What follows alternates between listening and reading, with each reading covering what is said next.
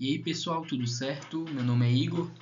Hoje eu vou estar falando um pouquinho sobre CIVD, então coagulação intravascular disseminada, também conhecida como a coagulopatia de consumo.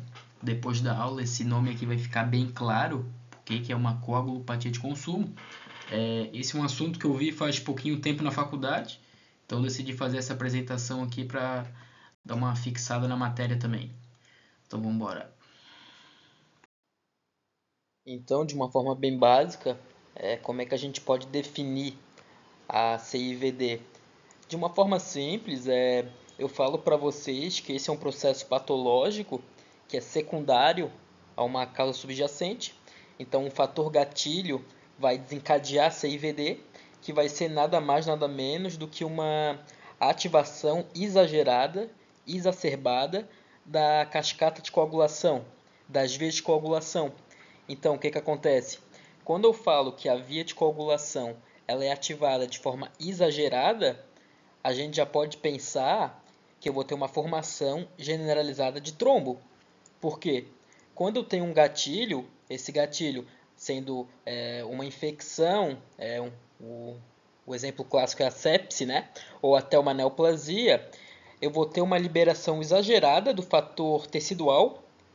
Quando eu falo em fator tecidual, eu já relaciono ali com a via extrínseca da coagulação, né? E claro, junto com as citocinas inflamatórias, eu vou ter ali no final muita trombina, aí convertendo fibrinogênio em fibrina, eu tenho muita fibrina, eu tenho muitos trombos. Então eu tenho uma formação generalizada de trombos. Então eu posso dizer que na CIVD eu vou ter um estado pró-coagulante massivo. Mas o que vai acontecer? Se eu penso que eu tenho no meu organismo vários trombos sendo formados, o que acontece? Eu vou ter trombos em meus pequenos vasos, nos médios vasos. Então, órgãos como o fígado, como o pulmão, como o cérebro, eles vão começar a sofrer o quê? Vão começar a sofrer isquemia, porque eu tenho um obstáculo atrapalhando o meu fluxo. Se eu tenho isquemia, eu vou começar a ter morte ali tecidual, eu vou começar a ter necrose. Mas o que é o interessante da CIVD? Eu bati até agora na tecla nessa questão de formação generalizada de trombo, mas ao mesmo tempo o paciente vai começar a sangrar.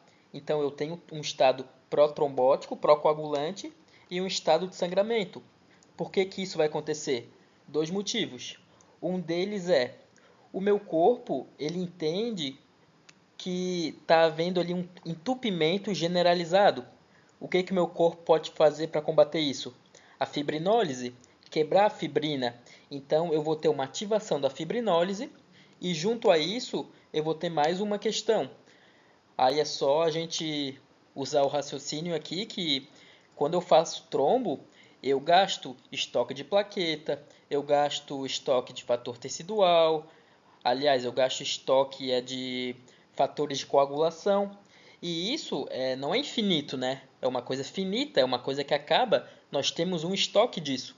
Então, quando esse consumo dos fatores acaba, começa a ficar mais devastado ali, o indivíduo vai começar a sangrar, porque ele não tem mais de onde tirar fatores de coagulação, plaqueta.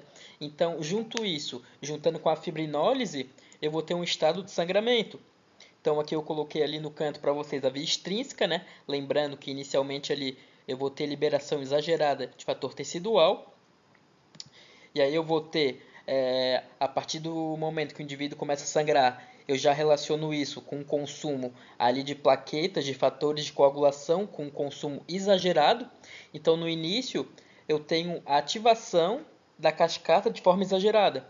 Aí agora, consequentemente, eu vou ter um consumo de plaquetas e fatores de coagulação de forma exagerada. Então, quando eu junto isso à fibrinólise, o indivíduo vai sangrar. Então, aqui, só para terminar o slide, eu tenho o consumo de fatores de coagulação, o consumo de plaquetas e a ativação excessiva da fibrinólise, né? Dando como consequência aí o sangramento.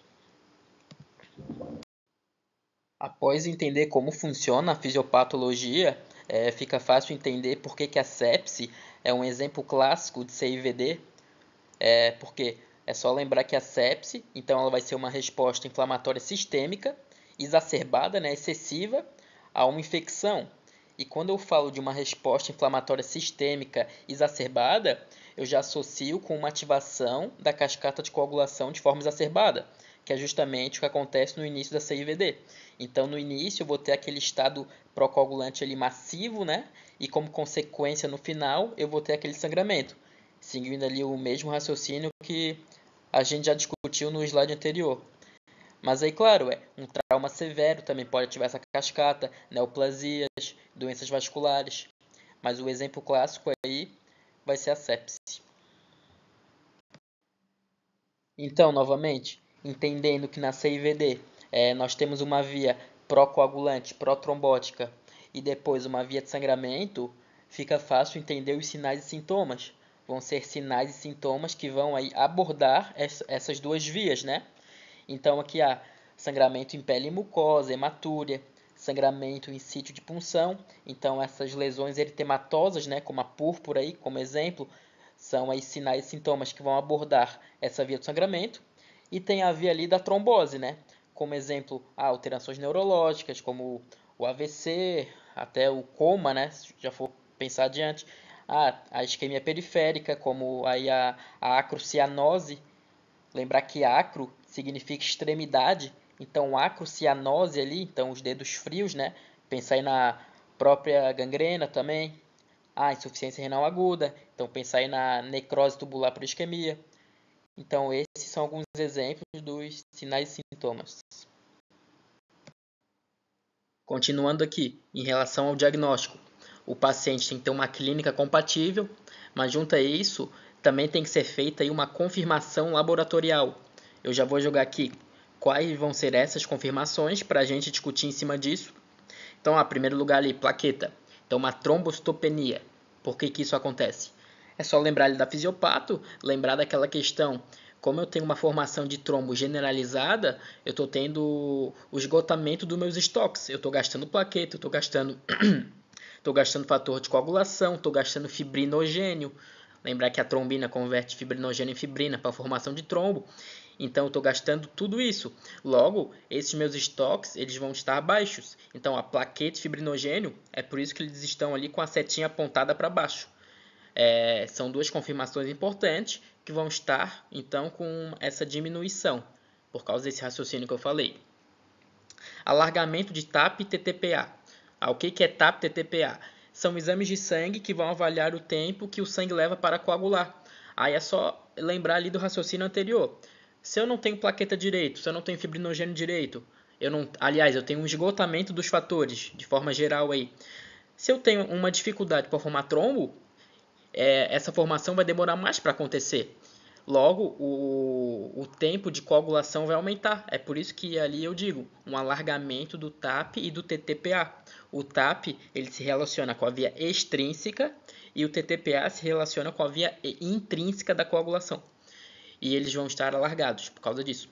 E por fim o dedímero. O dedímero porque eu tenho ali aquela formação generalizada de trombo. O meu corpo entende que há um entupimento, logo ele ativa ali a fibrinólise para dar um jeito nisso, né? E o que vai acontecer? Eu vou ter essa tentativa de dissolução dos coágulos, logo eu tenho mais fragmentos sendo liberados, eu tenho um aumento aí do dedímero. Esse é o raciocínio. Então, para resumir, vamos lá. Diminuição de plaqueta e fibrinogênio. Isso ocorre em virtude da trombose disseminada. Eu gasto meu estoque, logo eu tenho diminuição. Eu tenho uma trombocitopenia e uma diminuição de fibrinogênio. Tentativa de dissolução dos coágulos. Eu tenho uma fibrinólise ativada, uma maior fragmentação ali, então eu tenho um aumento do dedímero. E esgotamento dos fatores, o sangue demora mais tempo para coagular, logo alargamento do TAP e TTPA. Bora finalizar então aqui com o tratamento. Eu não vou me aprofundar muito, vou falar de uma forma mais superficial, mas lembrar que lá no início eu frisei bastante a questão da CIVD ser uma patologia que ela é secundária a um gatilho. Secundária aí é uma causa subjacente. Então, inicialmente, o que a gente tem que priorizar? Tratar essa causa base, tratar o que está causando a CIVD. E aí, claro, agora nós vamos pensar aí num suporte. Suporte ventilatório, suporte hemodinâmico, Sobre esse suporte hemodinâmico, vai depender de paciente para paciente, não é uma receita de bolo. Então, eu posso dar plaqueta para o paciente. Então, lembrar daqueles valores que a gente vê na faculdade: 10 mil, 20 mil, 50 mil.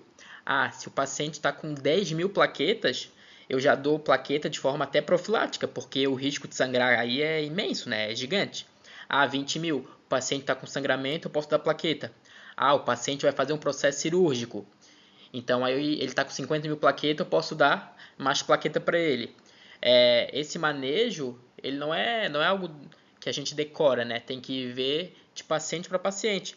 Mesma coisa o crio precipitado. Lembrar aí que dentro do crio precipitado eu tenho fibrinogênio, fator de coagulação, né? E o ideal é manter ele acima ali de 100 mg por decilitro. Aí o paciente está com sangramento ativo e está com 50 mg por decilitro. Então eu vou lá dar crio precipitado. Concentrado de hemácia. O ideal é manter uma hemoglobina aí acima de 7. Então, se está abaixo, eu vou lá dar hemácia para o paciente. Então, reforçando aqui, isso não é algo que a gente decora, né? O manejo vai depender aí de paciente para paciente. Então, era isso. Esse vídeo aqui eu fiz de forma bem rápida aí. Improvisei bastante, mais para eu fixar a matéria também. E quem assistiu o vídeo, espero que tenha gostado. E era isso, abraço.